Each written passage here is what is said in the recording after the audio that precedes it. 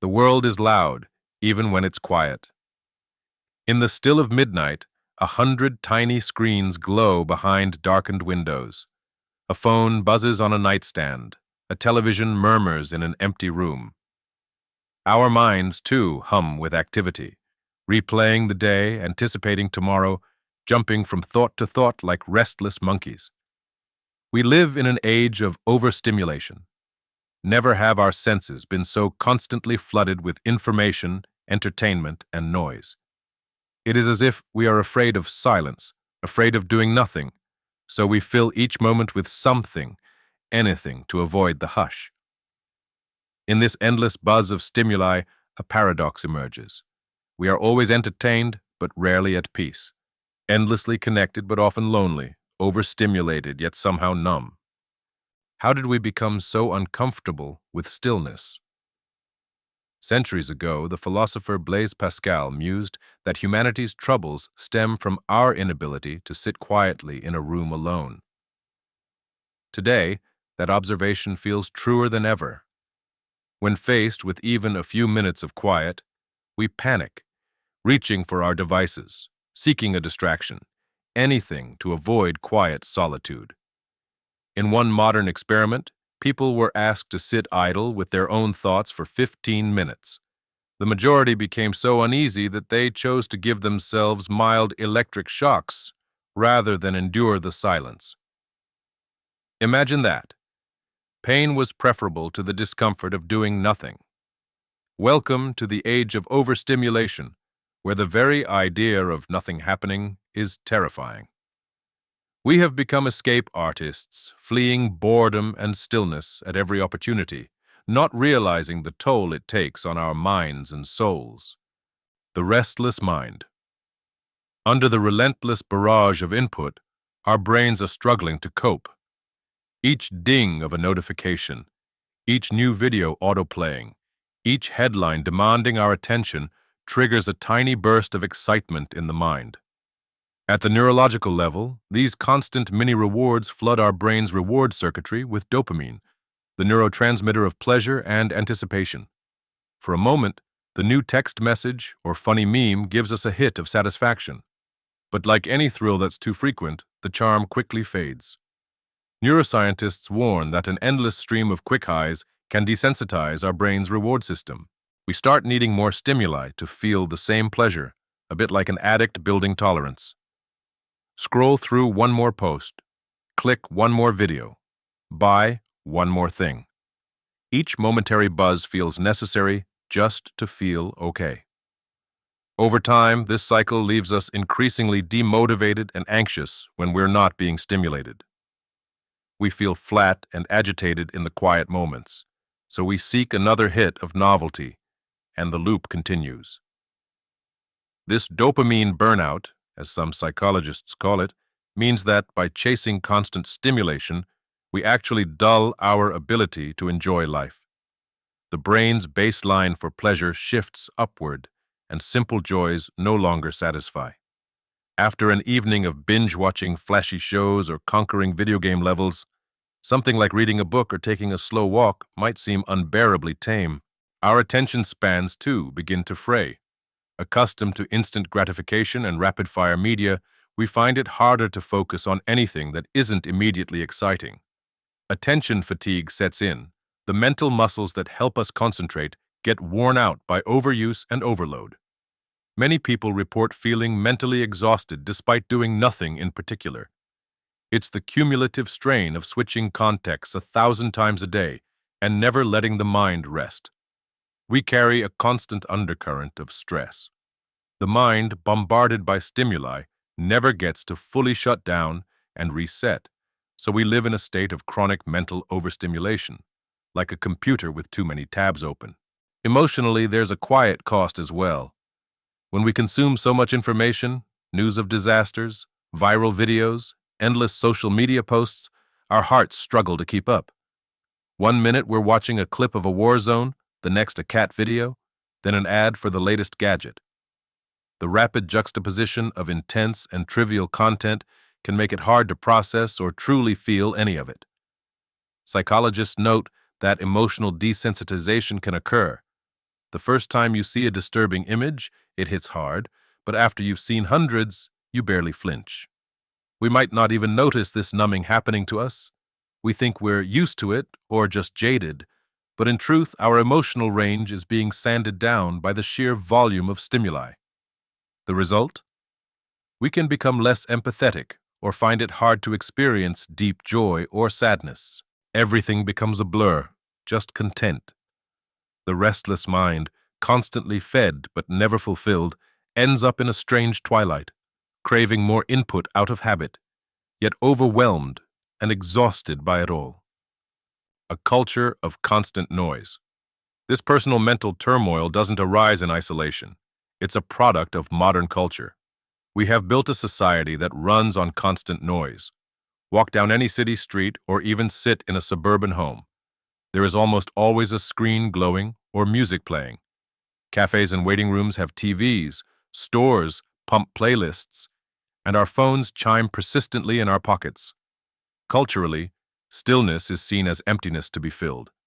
There is a prevailing notion that to be successful, or even just a normal participant in society, one must always be doing something, producing, or at least consuming. We have a phrase, idle hands are the devil's workshop, which captures an old anxiety about doing nothing. In the modern context, idleness is equated with unproductivity or boredom, and both are to be avoided. The result is a kind of collective peer pressure. If you're not busy, or if you're not available, something's wrong.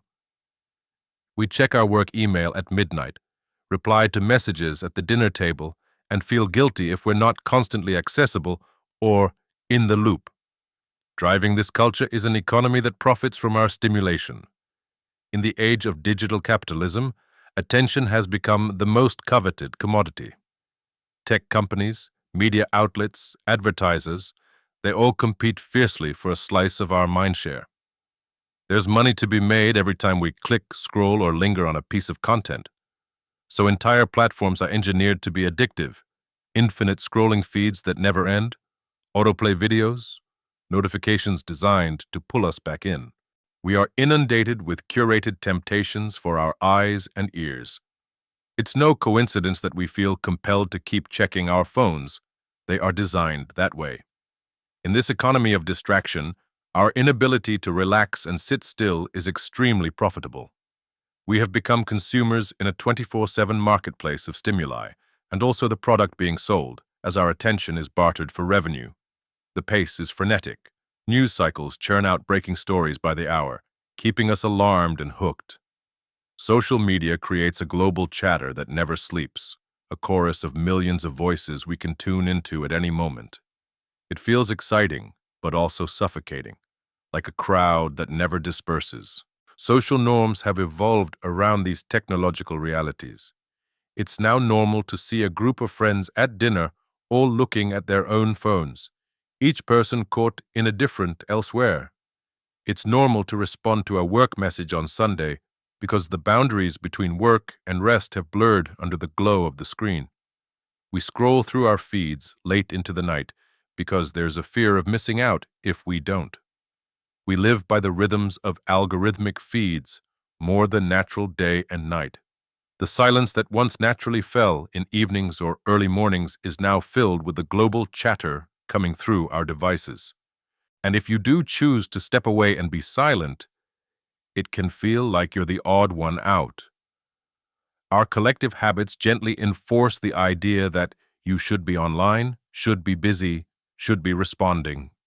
In such a climate, overstimulation isn't just an accidental byproduct, it's a cultural ethos.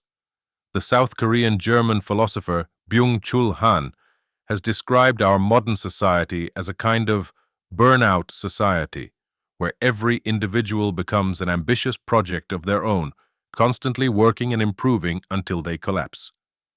We have internalized the push for productivity so deeply that we drive ourselves like racehorses, often without a whip. The achievement-oriented culture tells us you can do anything, so you must do everything.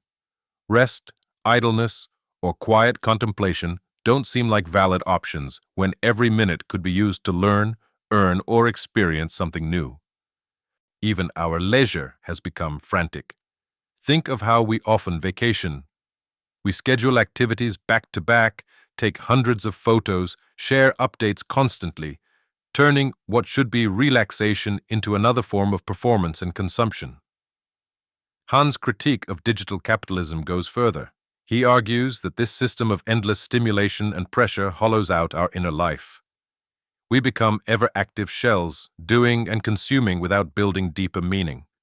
Community feels thinner because instead of sitting together around a common fire of shared experience, as humans might have done in the past, we now each sit before our own screen, isolated in the crowd, each following our personalized stream of content. The cultural loss is subtle but profound. Without collective pauses and moments of reflection, we struggle to form a narrative for our lives beyond the next moment's distraction. The lost art of stillness. Amid all this bustle, something precious has gone missing. Call it stillness, call it silence, call it being. It's that state of simply existing without rushing to the next thing. We have nearly lost the art of stillness. When was the last time you sat in a quiet park or by a window doing absolutely nothing? Neither checking your phone nor mentally planning the next task. Just watching the light change or listening to your own breathing. Such moments have become rare, and for many people, they're almost impossible now. The moment they try, an itch creeps in to do something. The philosopher Pascal's warning about sitting quietly in a room comes back to haunt us here. It's as if we don't know how to be with ourselves anymore. We are constantly looking outward for stimulation because looking inward, or even just observing the present moment, has become unfamiliar, even a little scary. Why is stillness so important? Thinkers throughout history, philosophers, spiritual teachers, artists, have all celebrated silence and solitude as gateways to understanding. In many religious or wisdom traditions, periods of silence are not just valued, they are essential. Monks in monasteries keep long, quiet vigils. Yogis and meditators sit for hours in wordless contemplation. Indigenous elders go alone into nature to fast and listen. They all knew something we are in danger of forgetting, that in silence, the mind can hear truths that are drowned out in noise. When we are constantly stimulated, we only react, we don't reflect. We skip across the surface of life, never diving deep. Stillness allows depth. It allows us to feel the full range of our emotions, to confront the questions bubbling under the surface, about who we are, what we really want, what hurts, what heals. If every quiet moment is immediately filled with a quick fix of entertainment or work, we start to lose the ability to engage with those deeper parts of ourselves. Consider awe and wonder, those profound feelings of being moved by something greater than ourselves. They often arise in moments of pause, gazing at a magnificent sunset, standing before a painting that seems alive, or listening to the hush of a forest. Such experiences require us to slow down and pay attention. But in a state of perpetual distraction, our sense of awe can also atrophy. When we are habituated to constant, flashy stimulation, our threshold for wonder rises. We might find ourselves unmoved by the truly sublime because we're so oversaturated with the flashy and the superficial. It's a tragic irony. The more we chase sensational experiences, the harder it becomes to feel genuinely amazed. A simple night sky full of stars might have left our ancestors breathless with wonder, while we, scrolling through a never-ending feed of spectacular images, might glance up for a second and then say, "What's next?" The loss of stillness is also a loss of reverence. Life's grand beauty reveals itself in moments of quiet attention, and those are precisely the moments we're running from. Philosophers like Martin Heidegger talked about the value of boredom and waiting as experiences that can open us up to the meaning of being. He described a kind of profound boredom, where time almost stands still, and you confront the sheer existence of things, and in that state, you might gain insight into yourself and reality. It sounds abstract, but think of it like this. Only when you stop swimming do you realize how deep the water is. Only when you pause the constant doing can you sense the deeper currents of life. Yet how often do we allow ourselves to be bored these days? The moment the bus is late or the conversation lulls, out comes the smartphone, rescuing us from even a few seconds of idle time. In doing this, we also rescue ourselves from the potential of discovery that lies in boredom. As strange as it sounds, boredom can be a teacher. It can show us that on the other side of that initial wall of, nothing to do, there is a quiet state where new thoughts and imaginings spring up. Many great artists and thinkers have credited boredom, those empty, undistracted moments, as the wellspring of creativity and ideas. But we have to endure a bit of stillness to get there. This is not to romanticize the past or deny the real benefits of technology and media. It's wonderful that we can connect with loved ones across the world, learn new things instantly, enjoy art and stories on demand. But balance is key, and balance is what we have been losing. Alan Watts, a mid-20th century philosopher who often explained Eastern wisdom to Western audiences, warned about this decades ago. He observed that our high standard of living had, in effect, become a high standard of sensory stimulation. We treat life like a buffet of sensations to consume rapidly, and in doing so, our senses become less sensitive. We need even louder music, faster cuts, more excitement just to feel something. Watts put it bluntly. We crave distraction and a panorama of sights, sounds, thrills, and titillations into which as much as possible must be crowded in the shortest possible time. That was in the 1950s, long before smartphones. One can only imagine what he'd say now. His antidote was drawn from Zen Buddhism, to be completely present, fully here and now, undistracted, essentially the opposite of an overstimulated existence. In spiritual terms, many traditions invite us to be still and know, suggesting that a fundamental truth or peace can only be found in stillness. If we lose stillness entirely, what else do we lose? Perhaps our very selves, dissolved in a whirl of inputs and outputs, never taking form, never finding repose, finding quiet in chaos. Is there a way out of this overstimulation trap? We can't exactly abandon modern life wholesale, nor do we need to. Technology and society aren't evil in themselves. It's about how we engage with them. More and more people are recognizing that we must actively cultivate moments of quiet and simplicity to counterbalance the chaos. Think of it as an intentional rebellion of stillness. We can gently reclaim the lost art of doing nothing. One approach is practicing intentional boredom, which sounds funny at first. Why would anyone seek boredom? But the idea is to purposely set aside time where you do not seek any external stimulation. For example, you might decide to take a short walk without your phone, or sit on a bench and just observe the clouds, or drink your morning coffee without turning on the news, just tasting and listening to the silence. At first, your brain might resist. You might feel twitchy, reaching for distraction out of habit. But if you ride out that initial discomfort, you often find your mind relaxes and begins to wander in a gentle way. In those wanderings, interesting thoughts and ideas pop up. Your mind starts to clear, like a muddy pond settling when it's undisturbed. Some psychologists even suggest that creativity thrives in those idle moments. Our subconscious mind makes connections when it's not constantly bombarded with new input. Children, when left alone without electronic entertainment, invent games and stories. Adults, too, can rediscover imaginative thinking, or simply a sense of mental restfulness when not constantly consuming media. In short, a little boredom is like a clearing in the dense forest of stimuli, a space where new and unplanned things can grow.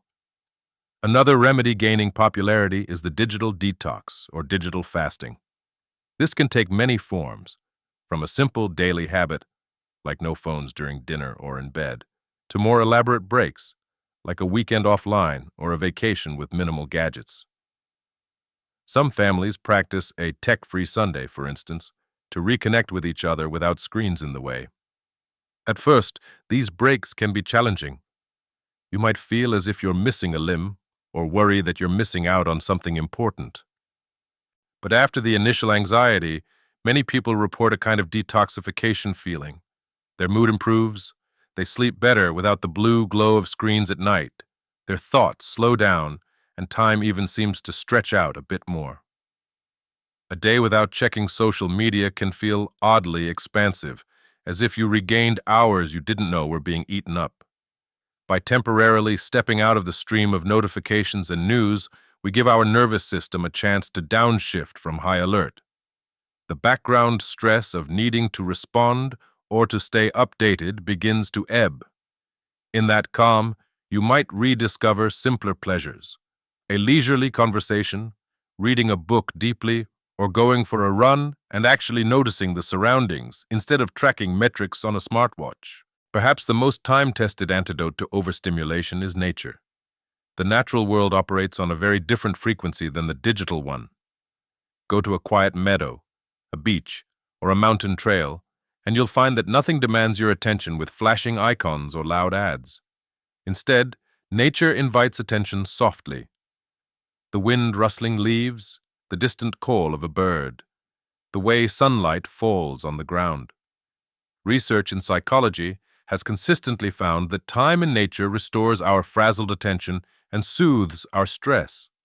There is even a concept called attention restoration theory, which suggests that our brains relax when immersed in a natural setting because we engage in a kind of effortless attention, like watching waves or clouds, that replenishes our ability to focus later.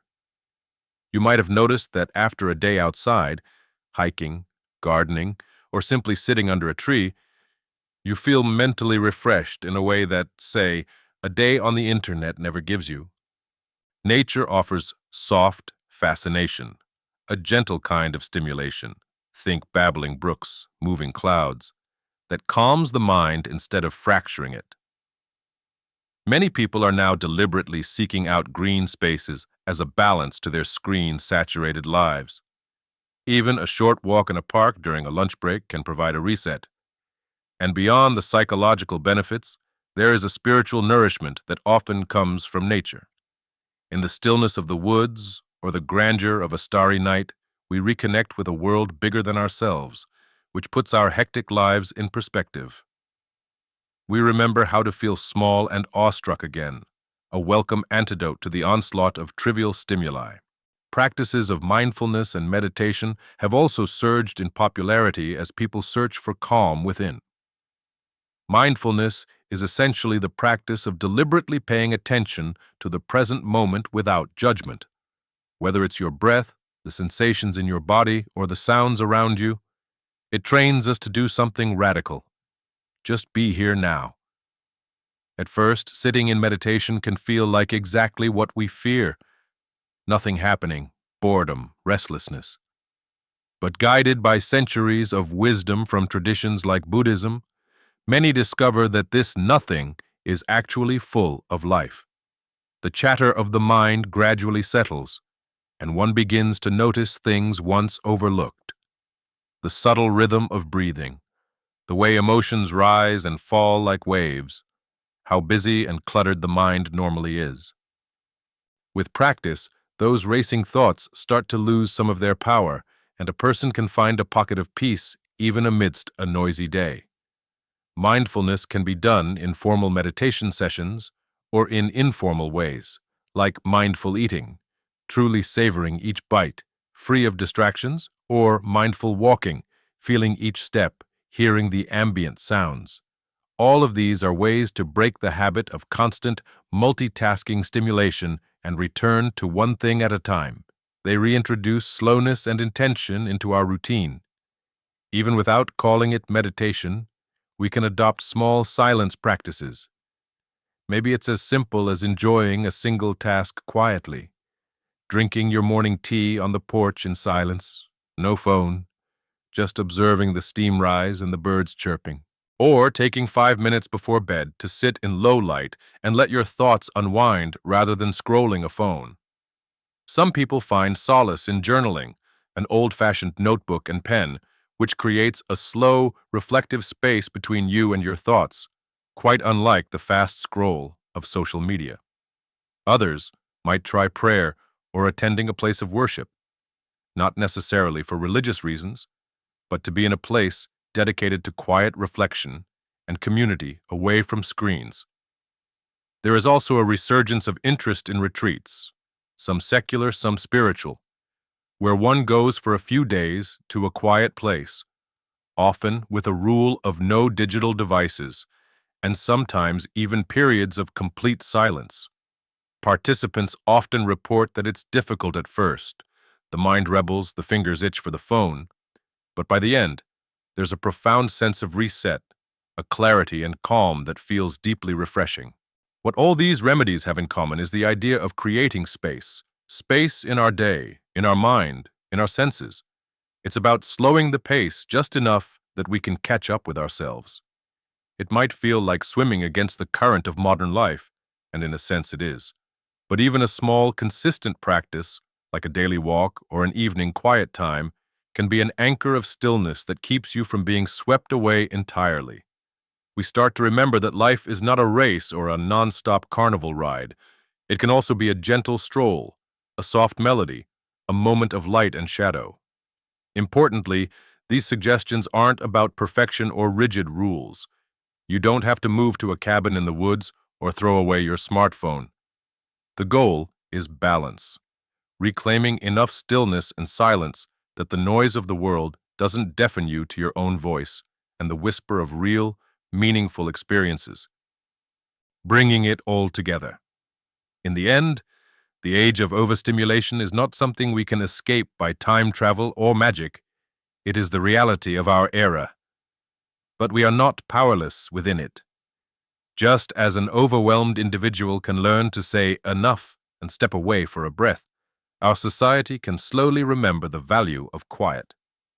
Perhaps it starts with each of us making a little choice, each day to tune out the noise and tune into ourselves or the simple beauty around us. This video began with the observation that the world is loud, even when it's quiet. Let's flip that now. There is also a silence available, even in the midst of noise, if we only cultivate it. It's the silence of a centered mind, the quiet of observing without constantly reacting. Think of this not as a prescription, but an invitation to occasionally step out of the rushing stream and sit on the bank for a while. To examine the pace of your own life, imagine a life where there is space in each day, space to breathe, to think, to feel. A life where you can actually sense the awe in a sunset or get lost in the play of shadows on your wall at twilight, without immediately needing to capture or label it. A life where being alone with your thoughts is not a cause for panic, but a welcomed interlude. So here is an open-ended invitation. Dare to unplug now and then, dare to be bored, dare to let the world turn without your constant vigilance. Retreat into a pocket of silence and see what you find there. It might be uncomfortable at first, or it might be beautiful, likely a bit of both, but it will be real, and yours. In that soft space, the overstimulated self can slowly unknot, the senses can refresh, and the mind can remember its natural clarity. In stillness, we do not abandon the world. We simply re-enter it more fully alive. Let the silence and the noise each take their rightful place in your life, and in the balance, you may discover a richer, calmer way of being in this dazzling, deafening modern world. If you like this video, please like, share, and subscribe to the channel for more deep and thoughtful content.